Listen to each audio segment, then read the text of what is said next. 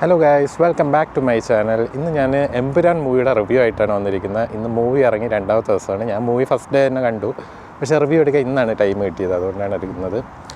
നല്ല കിടിലൻ മൂവിയാണ്, ഒരു രക്ഷയില്ലെന്ന് പറഞ്ഞാൽ മലയാളം ഫിലിമിൽ ഇത്രയും നല്ലൊരു വിഷ്വൽ ട്രീറ്റ് തരുന്നൊരു മൂവി വേറെ ഞാൻ കണ്ടിട്ടില്ല. കാരണം ഒരു ഹോളിവുഡ് സ്റ്റൈലിലാണ് എടുത്തിരിക്കുന്നത്, ബോളിവുഡ് ഒന്നും പറയാൻ പറ്റില്ല, ഹോളിവുഡ് സ്റ്റൈലിൽ എടുത്തിരിക്കുന്ന കിട്ടില്ല ഒരു മൂവിയാണ്. എല്ലാവരും തിയേറ്ററിൽ പോയി കാണണം. നമുക്ക് എന്തായാലും മൂവിയുടെ കുറച്ച് ഡീറ്റെയിലിങ്ങിലോട്ട് പോകാം. സോ മൂവി നിങ്ങൾക്ക് എല്ലാവർക്കും അറിയാം, ലൂസിഫറിൻ്റെ സെക്കൻഡ് പാർട്ടാണ് എമ്പുരാൻ എന്ന് പറയുന്നത്. പൃഥ്വിരാജാണ് ഡയറക്ടർ. മെയിൻ ക്യാരക്ടർ മോഹൻലാലാണ് അവതരിപ്പിച്ചിരിക്കുന്നത്, സ്റ്റീഫൻ നെടുമ്പള്ളി, അബ്രാം ഖുറേഷി.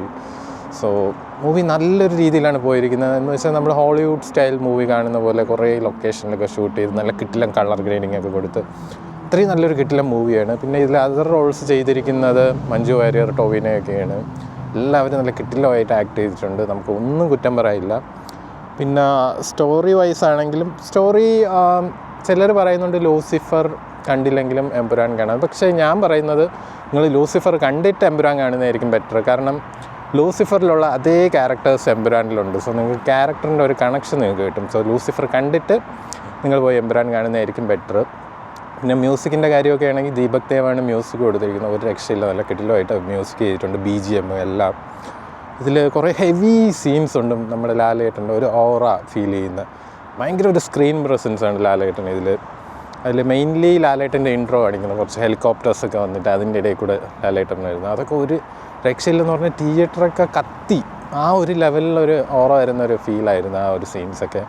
പിന്നെ പൃഥ്വിരാജിൻ്റെ ആണെങ്കിലും ഒരു രക്ഷയില്ല, കിട്ടില്ല സീൻസ് ആയിരുന്നു. പിന്നെ ഞാൻ ഈ റിവ്യൂവിൽ സ്പോയിലേഴ്സ് ഒന്നും തരുന്നില്ല, എങ്കിൽ കുറച്ച് കാര്യങ്ങൾ നിങ്ങൾക്ക് പറയാം. നിങ്ങൾ എന്തായാലും മൂവി കാണാൻ പോകുമ്പോൾ നിങ്ങൾക്ക് ഓൾറെഡി അറിയാം ന്യൂസിലുള്ള എക്സ്പെക്റ്റേഷനും കാര്യങ്ങളും.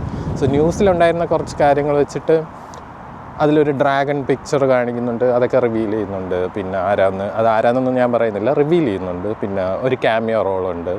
സോ നിങ്ങളിപ്പം ടിക്കറ്റ് എടുത്ത് പോയി കണ്ടാലും ബോത്താണ്. കുറേ റിവ്യൂസ് ഞാൻ കണ്ടായിരുന്നു, അതിൽ കുറച്ച് പേര് പറയുന്നത് മൂവിയുടെ സ്ക്രിപ്റ്റ് അത്ര പോരാ എന്നൊക്കെയാണ്. സ്ക്രിപ്റ്റ് വൈസ് പറയുവാണെങ്കിൽ ഇപ്പം ലൂസിഫർ പോകുന്നത് ഇങ്ങനെ ഒരു ഹൈ ലെവലിലോട്ടാണെങ്കിൽ ഇത് കുറച്ച് അപ്പും ഡൗൺ ആ ലെവലിലുള്ളൊരു സ്റ്റോറി ലൈനാണ്. നമുക്ക് കുറ്റം പറയാനൊന്നും പറ്റത്തില്ല. നല്ല ഒരു 3 hours നമുക്കിരുന്ന് കാണാനുള്ള എല്ലാ സംഭവമുണ്ട്.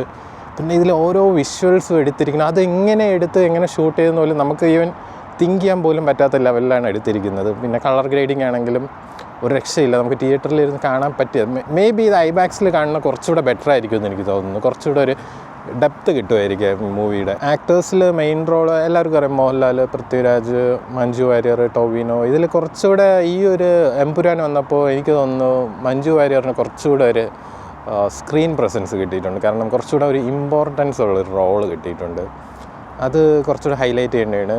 ആൻഡ് പുള്ളിക്കാരിയുടെ അഭിനയം ഒരു രക്ഷയില്ലായിരുന്നു, നല്ല കിട്ടില്ല സീനുകളൊക്കെയാണ് പുള്ളിക്കാരി ചെയ്തിരിക്കുന്നത്. പിന്നെ ഫൈറ്റ് സീൻസ്, ലാലേട്ടൻ്റെ കിട്ടില്ല ഫൈറ്റ് സീൻസ് ഉണ്ട്. അതൊക്കെ നിങ്ങൾ കാണണം, നിങ്ങൾ തിയേറ്റർ എക്സ്പീരിയൻസ് തന്നെ ചെയ്യണം. OTT പോയി കാണാമെന്നും പറഞ്ഞ് വെയിറ്റ് ചെയ്യല്, നിങ്ങൾ തിയേറ്ററിൽ തന്നെ പോയി കാണണം. പിന്നെ നമുക്കിതിൻ്റെ ഡയറക്ഷൻ ആൻഡ് സിനിമാറ്റോഗ്രാഫീനെ പറ്റി പറയുകയാണെങ്കിൽ ഡയറക്ഷൻ പൃഥ്വിരാജ് ജസ്റ്റ് ഓസം, ഒന്നും പറയാനില്ല.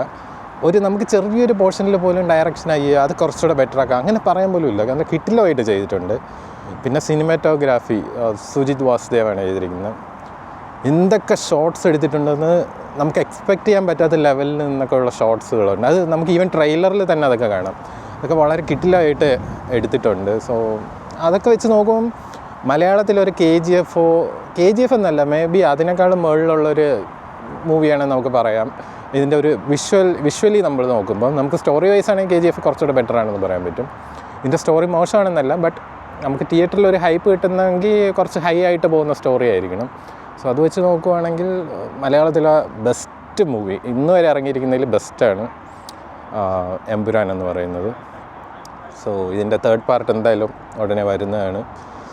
സോ തേർഡ് പാർട്ട് എന്തായാലും നെയിം റിവീലിംഗ് എല്ലാം ഉടനെ ഉണ്ടാവും. പക്ഷേ നിങ്ങൾ മൂവി കണ്ടിട്ട് നിങ്ങൾ എൻഡ് ക്രെഡിറ്റ് സീൻസ് ഫുൾ കണ്ടിട്ടേ നിങ്ങൾ തിയേറ്ററിൽ നിന്ന് ഇറങ്ങാവുള്ളൂ.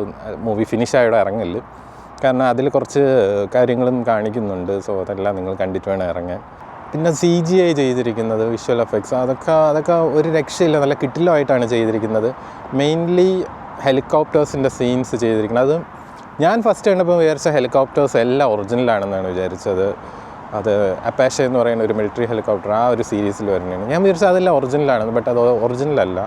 ബട്ട് നമുക്ക് ആ ഒരു മൂവിയിൽ കണ്ടു കഴിഞ്ഞാൽ നമുക്ക് തോന്നും അത് ഒറിജിനലാണെന്നേ തോന്നത്തുള്ളൂ. കാരണം അത്രയും ഡീറ്റെയിലിങ് അവർ കൊടുത്തിട്ടുണ്ട്. സോ മെയിൻലി നിങ്ങൾ ഈ മൂവി കാണുന്നത് നിങ്ങൾ തിയേറ്ററിൽ പോയി കാണുമ്പോൾ ഉള്ള ഒരു എക്സ്പീരിയൻസിന് വേണ്ടി നിങ്ങൾ പോയി കാണണം. പിന്നെ ലൂസിഫറിൻ്റെ കണ്ടിന്യൂവേഷൻ ആണെന്നുള്ള രീതിയിൽ നിങ്ങൾക്ക് വേണമെങ്കിൽ പോയി കാണാം. ഇൻ കേസ് നിങ്ങൾ കണ്ടില്ലെങ്കിൽ കുഴപ്പമില്ല, ബട്ട് ലൂസിഫർ കണ്ടിട്ട് കാണുന്നതായിരിക്കും ബെറ്റർ എന്തായാലും. ഇനിയിപ്പോൾ നിങ്ങൾ തേർഡ് പാർട്ട് ഇറങ്ങുമ്പോഴും ഇത് 2 പാർട്ടും കണ്ടിട്ട് പോകുന്നതായിരിക്കും ബെറ്റർ. പിന്നെ സ്റ്റോറി ലൈനിനെ പറ്റിയൊന്നും ഞാൻ പറയുന്നില്ല, എന്താണ് സ്റ്റോറി എന്നൊന്നും ഞാൻ പറയുന്നില്ല. അത് ഇപ്പോൾ കുറച്ച് കോൺട്രവേഴ്സി നടക്കുന്നുണ്ട്. കേരള പൊളിറ്റിക്സിനെ പറ്റിയൊക്കെ ഒരുപാട് പറയുന്നുണ്ട്. ജസ്റ്റ് എ മൂവി എന്നുള്ള രീതിയിൽ കാണേണ്ട കാര്യമേ ഉള്ളൂ. അതിന് ഇത്രയും ഇഷ്യൂ ആക്കേണ്ട കാര്യമൊന്നുമില്ല. മേ ബി നിങ്ങൾ ചിലപ്പോൾ ഇനി നെക്സ്റ്റ് വീക്ക് മുതൽ ഈ മൂവി കാണുമ്പോൾ ചിലപ്പം മേ ബി മൂവിയിലെ കുറേ പോർഷൻസ് അവർ കട്ട് ചെയ്യുമായിരിക്കും. ഞാൻ എന്തായാലും ഫസ്റ്റ് ഡേ ആണ് കണ്ടത്. ഞാൻ എന്തായാലും ഇന്നും പോകുന്നുണ്ട് കാണാൻ. സോ 2 തവണയൊക്കെ പോയി കാണാൻ വർത്താണ് ഈ മൂവി ശരിക്കും പറഞ്ഞാൽ. അത്രയ്ക്കൊരു വിഷ്വലി ഒരു ട്രീറ്റ് തന്നെയാണ് ഈ മൂവിന്ന് നമുക്ക് പറയാം. പിന്നെ നമുക്ക് എടുത്തു പറയാനുള്ള എന്താണെന്ന് വെച്ചാൽ ലാലേട്ടൻ്റെ ആക്ടിങ് കിട്ടില്ലോണ്, പൃഥ്വിരാജിൻ്റെ ആക്ടിങ് കിട്ടില്ലോണ്, മഞ്ജു വാര്യർ, ടോവിനോ എല്ലാവരുടെ ആക്ടിങ് കിട്ടില്ലോണ് ഇതിൽ. പിന്നെ കുറച്ച് നമ്മുടെ ഹോളിവുഡ് ക്യാരക്ടേഴ്സ് അവരൊക്കെ ഇതിലുണ്ട്. അവരൊക്കെ വളരെ പെർഫെക്റ്റ് ആയിട്ട് ചെയ്തിട്ടുണ്ട്. അവർ നല്ല കിട്ടുന്ന രീതിയിൽ അഭിനയിച്ച് നല്ലൊരു ബ്ലെൻഡുണ്ട്. നമുക്കിപ്പം ഹോളിവുഡിൽ നിന്ന് വന്നവരാണല്ലോ, സൗണ്ടിൻ്റെ കാര്യത്തിലാണെങ്കിൽ ഒരു ഡിസ്റ്റർബൻസ് ഒന്നും തോന്നത്തില്ല. ഭയങ്കര ബ്ലെൻഡായിട്ടാണ് അവരെല്ലാം ചെയ്തിരിക്കുന്നത്. പിന്നെ മൂവിയിൽ എന്തെങ്കിലും നെഗറ്റീവ്സ് ഉണ്ടോ എന്ന് ചോദിച്ചാൽ എനിക്ക് നെഗറ്റീവ്സായിട്ട് അങ്ങനെ ഒന്നും തോന്നിയിട്ടില്ല. എങ്കിലും ഇപ്പം നമ്മൾ ഒരു മൂവി ലൂസിഫർ പോലെ എക്സ്പെക്റ്റ് ചെയ്താണ് പോകുന്നതെങ്കിൽ അത്ര ഒരു ഫാസ്റ്റ് പേസ് സ്റ്റോറി അല്ല. കാരണം ആ സ്റ്റോറി അങ്ങനെ ബിൽഡ് ചെയ്തിരിക്കുന്നത്. സ്റ്റോറി ഒരു ഇമോഷണൽ ടച്ചൊക്കെ ഉള്ളതാണ്. അപ്പോൾ അത് കുറച്ച് സ്ലോ പേസിലേ പോകാൻ പറ്റത്തുള്ളൂ. ബട്ട് നമുക്ക് കണ്ടിരിക്കാൻ ബോറൊന്നും അടിക്കത്തില്ല. കൊള്ളില്ലാത്ത സ്ക്രിപ്റ്റോ ഒന്നുമല്ല. പല റിവ്യൂവേഴ്സും സ്ക്രിപ്റ്റ് പോരാന്നൊക്കെ പറയുന്നുണ്ട്. സ്ക്രിപ്റ്റൊന്നും മോശമൊന്നുമല്ല, വളരെ നല്ല സ്ക്രിപ്റ്റാണ് അവർ ചെയ്തിരിക്കുന്നത്. അത് അങ്ങനത്തെ ഒരു സ്റ്റോറിയാണ്. ഇമോഷണലി കുറച്ച് ടൈം എടുത്ത് മൂവ് ചെയ്യുന്നൊരു സ്റ്റോറിയാണ്. അതുകൊണ്ട് സ്റ്റോറി വൈസ് സ്ക്രിപ്റ്റ് വൈസ് എല്ലാം ഓക്കെയാണ്. വിഷ്വലി ഓക്കെയാണ്. ക്യാമറ, ഈവൻ മ്യൂസിക്, BGM എല്ലാം ഓക്കെയാണ്. നെഗറ്റീവ് പറയാനൊന്നുമില്ല. എന്തായാലും നിങ്ങൾ തിയേറ്ററിൽ തന്നെ പോയി കാണണം.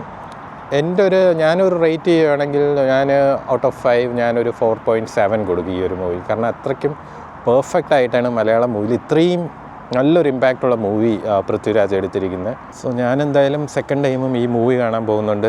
ഞാനിപ്പോൾ ഇവിടെ പുറത്തിരുന്നാണ് റിവ്യൂ എടുത്തത്. കാരണം ഭയങ്കര കാറ്റുണ്ട് ഇവിടെ. ഞാനിപ്പോൾ പുറത്തോട്ട് ഇറങ്ങിയപ്പോൾ റിവ്യൂ എടുക്കാമെന്നാണ് വിചാരിച്ചത്. സോ മൂവി വൈസ് നിങ്ങളെല്ലാവരും പോയി കാണണം. നല്ല കിട്ടില്ല മൂവിയാണ്. നിങ്ങൾ കാശ് പോകുമെന്നൊന്നും വിചാരിക്കേണ്ട. ഫാമിലിക്കൊക്കെ വാച്ച് ചെയ്യാൻ പറ്റുന്ന മൂവിയാണ്, കുഴപ്പമില്ല. എങ്കിലും ഈ ഒരു കോൺട്രവേഴ്സി വന്നതുകൊണ്ട് ഞാൻ പറയുക, അതിൻ്റെ ഒന്നും ആവശ്യമില്ല. ജസ്റ്റ് മൂവിയാണ്, ആ രീതിയിൽ കണ്ടുപോകാമെന്നുള്ള കാര്യമേ ഉള്ളൂ.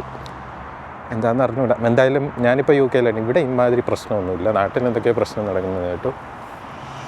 സോ നല്ലൊരു മൂവീനെ ഇങ്ങനെ കട്ട് ചെയ്ത് കളയേണ്ട ഒരു ആവശ്യമില്ലായിരുന്നു. ഓക്കെ, എന്തായാലും എല്ലാവരും പോയി കാണണം. സോ ഫ്രണ്ട്സ്, ഈ മൂവി കണ്ടവർക്ക് നിങ്ങൾക്ക് എന്താണ് നിങ്ങളുടെ അഭിപ്രായം എന്നുള്ളത് ജസ്റ്റ് ഒന്ന് കമൻ്റ് ഇടുക. ഓക്കെ, സോ അടുത്തൊരു കിട്ടില്ല ഒരു വീഡിയോ ആയിട്ട് നമുക്ക് ഉടൻ കാണാം. അതുവരേക്കും see you, bye bye.